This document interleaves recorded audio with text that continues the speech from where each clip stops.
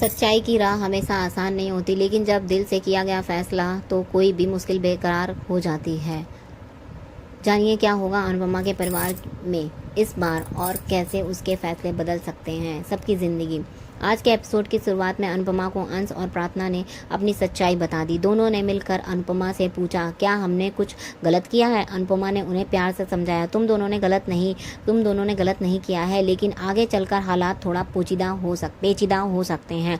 तुम समझते हो ना? अनुपमा की आवाज़ में एक गहरी चिंता थी। न केवल एक माँ ही महसूस कर रही थी जो केवल एक माँ ही महसूस कर रही थी। वह बोली, जब तुम्हारा खुद का बच्चा होगा तब शायद तुम दोनों के लिए भेदभाव करना आसान हो जाएगा। उस वक्त यह भेदभाव केवल तुम दोनों के बीच ही नहीं बल्कि बच्चे और दूसरे बच्चे के बीच में भी हो सकता है, और यही भेदभाव गलतफहमियों का कारण बन सकता है। अनुपमा ने उन्हें बहुत ही प्यार से समझदारी से सलाह दी। कोई भी बड़ा फैसला लेने से पहले ठीक से सोच समझ कर फैसला लें, ताकि किसी भी बच्चे को दर्द ना हो, चाहे वह तुम्हारा बच्चा हो या गौतम का। अंश ने पल भर के लिए सोचा और फिर कहा, मैं दादू जैसी गलती नहीं करूंगा। अनुपमा प्रार्थना से भी बोली, सवाल करती है, तुम दोनों के रिश्ते में प्यार है या दोस्ती? क्या तुम अंश की दोस्ती को प्यार समझ रही हो? प्रार्थना थोड़ी चुप हुई, फिर वह बोली, आपकी बातें शायद कड़वी लगे, लेकिन मैं की बातों को समझने की कोशिश करूंगी। अनुपमा ने प्रार्थना को समझाया कि रिश्तों में धैर्य बहुत जरूरी है। वह बोली,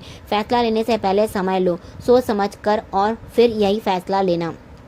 अंश और प्रार्थना ने अनुपमा का आशीर्वाद लिया और कहा कि वे गौतम के बच्चे को भी अपने दिल से अपनाएंगे। अंश ने कहा, मैं प्रार्थना के अतीत को हमारे बीच नहीं आने दूंगा, जैसे दादू ने किया था। अनुपमा की आंखों में खुशी की चमक आ गई और उसने दोनों को गले लगा लिया। लेकिन एक सवाल अनुपमा के मन में था और वह दोनों से पूछ बैठी, तुम दोनों से यह बात बापूजी और लीला को क्यों नहीं बताई? अंश ने कहा, मैं यह बात सबसे पहले आपको बताना चाहता था क्योंकि आप हमारी सलाहकार हैं। तभी अनुपमा की नज़र बाबूजी पर पड़ी, जो आकर बोले, मैंने सब कुछ सुन लिया है और अनुपमा ने जो कहा मुझे उस पर कोई आपत्ति नहीं है। मैं तुम दोनों के साथ हूँ। अंश और प्रार्थना बाबूजी का आशीर्वाद लेते हैं और बाबूजी ने कहा, लीला को यह सब मेहमानों के सामने मत बताना, मैं उसे अपने तरीके से समझा दूंगा।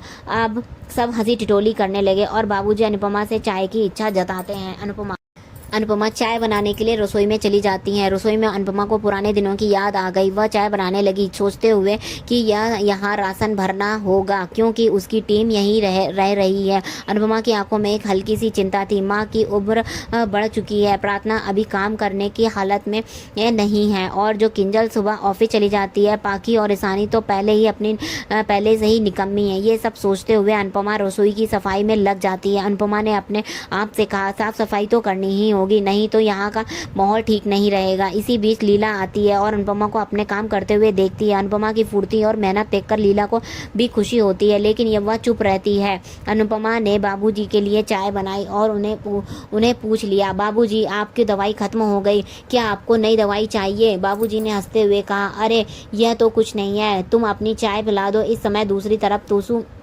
अपनी मम्मी सरिता और बाकी लोगों को उनके कमरे का हाल दिखा रहा होता है। सरिता कमरा देखकर कहती है, तुमने कमरे की हालत बहुत ख़राब कर रखी है। तोसू थोड़े गुस्से में कहता है, मेरा कमरा मैं हमेशा साफ रहता है, यह तो पाकी का कमरा है। तभी जसप्रीत आकर कहती है, पाकी और राही दोनों बदतमीज हैं। तोसू भी सहमत होते हुए कहता है, मुझे जैसा अच्छा बेटा आप बेटा भी उनकी बातों में आकर अपनी माँ से बदतमीजी करने लगा था, लेकिन अब मुझे सही समय पर अकल आ गई है और मैंने माँ से माफ़ी मांग ली है। इस सब का असर जसप्रीत पर दिखता है और वह कहती है, यह अनुपमा ने कैसी औलाद को जन्म दिया है। इसके बाद वह तोसू से कहती है, चाय ले आओ, थोड़ा आराम करो। तोसू ने ही मन सोचा, यह सब मुझे हल्के में ले रही है, लेकिन मैं यह सब कुछ ठीक कर दूंगा। वह सोचता है, जो कोठारियों को पता चलेगा कि मम्मी यहाँ रुकी हैं तो फिर मेला लग जाएगा। मीडिया वालों को यह देखकर खबर दूंगा ताकि कुछ पैसे बना सकूं। वहीं दूसरी ओर अनुपमा रसोई में काम करती हुई सोचती है कि यह घर पहले जैसा नहीं रहा। वह सोचती है, अब क्या घर की सफाई की जिम्मेदारी मेरी है। लेकिन फिर वह खुद को समझाती है, अगर सब काम करने की हिम्मत हार जाएगी तो घर कैसे चलेगा। अनुपमा खुद एक नई ऊर्जा को महसूस हुई और उसने सच्चे दिल से किचन की सफाई शुरू कर दी। यह पूरी स्थिति अनुपमा के मन में एक कई सवाल पैदा करती है, लेकिन वह फिर भी समझ जाती है कि परिवार की जिम्मेदारी उसे ही निभानी है। उसकी आंखों में आंसू थे, लेकिन वह मुस्कुराकर काम करती रही। अंत में जब अनुपमा बाबूजी के पास जाकर उनको दवाई का ध्यान रखती है, पूरे घर की सफाई करती है, तो लगता है कि जैसे वह परिवार की ताकत बन चुकी है। इस परिवार में उसकी मेहनत और प्यार ही ये सब कुछ सही चलता है और अब अपने रिश्ते और भी मजबूती से संजोने का प्रयास कर रही है। जिंदगी में सच्चाई और पेचीदी होती है, हमेशा पेचीदी होती है, लेकिन जब उसका साथ हो तो कोई भी रास्ता मुश्किल नहीं होता। यह कहानी अनुपमा के जज्बे और परिवार के प्यार की है और यह दर्शाता है कि चाहे हालात जैसे भी हों, प्यार और सच्चाई से सब कुछ ठीक हो सकता है। अनुपमा के लिए आज का दिन कुछ ज़्यादा ही व्यस्त और चुनौतीपूर्ण साबित हो रहा था। बाबूजी ने अनुपमा को बताया कि पिछले 5 दिनों से उनकी दवाइयाँ खत्म हो चुकी हैं। यह सुनकर अनुपमा थोड़ी चौंकी और तुरंत कहने लगी, डॉक्टर ने कहा था कि दवाइयों में एक दिन भी गैप नहीं होना चाहिए। आपने 5 दिन से दवाई नहीं ली, आपने किसी से कहा क्यों नहीं? बाबूजी ने थोड़ा लज्जित होकर कहा, बेचारा अंश पूरा घर संभालता है, मुझे उससे कहने में शर्म आती है। अनुपमा ने गहरी चिंता के साथ कहा, यह सब ठीक नहीं हो सकता बाबूजी, आपको अपनी सेहत का ध्यान रखना होगा। इस वक्त पाकी जो ईशानी के लिए मेकअप का सामान लेकर जा रही थी, उसे अनुपमा ने रोक लिया। बाबूजी की दवाइयाँ तुरंत लेकर आओ। पाकी ने उधरते हुए जवाब दिया, अंश को क्यों नहीं बोलती? मैं क्यों जाकर लाऊं? अनुपमा ने सख्त आवाज में कहा, मैं बोल रही हूँ, इसलिए तुम जाकर दवाइयाँ लेकर आओ। पाकी ने थोड़ा झुंझुलाते हुए कहा, आप मुझ पर दादागिरी नहीं चला सकती।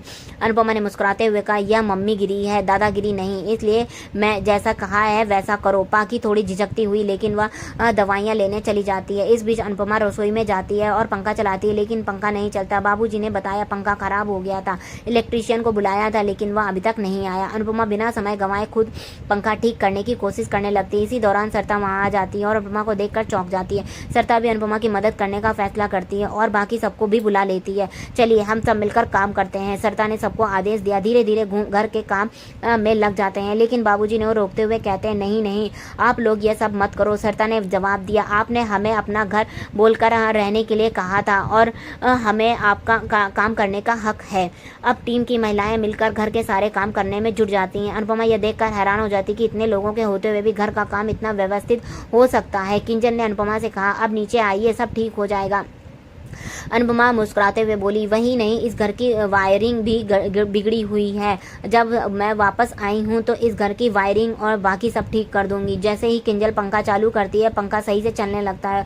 सब लोग अनुपमा के काम को देखकर तालियां बजाते हैं। अनुपमा की आंखों में संतोष और खुशी की झलक थी। लीला जो इस दृश्य को देख रही थी, मन ही मन सोच रही थी, आज घर की लक्ष्मी वापस आ गई है। इसी बीच सरिता लीला के झूले पर बैठी थी और मजे से झूल रही थी। उसने अनीता को साथ बैठाया और दोनों आपस में बातें करते हुए झूलने लगे, लेकिन तभी लीला वहां आ जाती है और दोनों को झूले से उतार देती है। सरिता ने नाराज होते हुए पूछा, हमें क्यों नहीं झूलने दिया? लीला हंसते हुए कहती है, यहाँ कोई साधारण झूला नहीं है, यह सुंदर और सुशील महारानी लीलावती का झूला है। अनीता ने चढ़ाते हुए कहा, अब तो वह महारानी दुनिया से चली गई होगी। लीला ने ठंडी आवाज में कहा, वह महारानी जिंदा है और तुम्हारे सामने बैठी है। अनीता और सरिता थोड़ी चौंकी, लेकिन लीला ने अपने रुतबे से उन्हें शांत कर दिया। यह झूला मेरी शान है, इस पर कोई नहीं झूल सकता।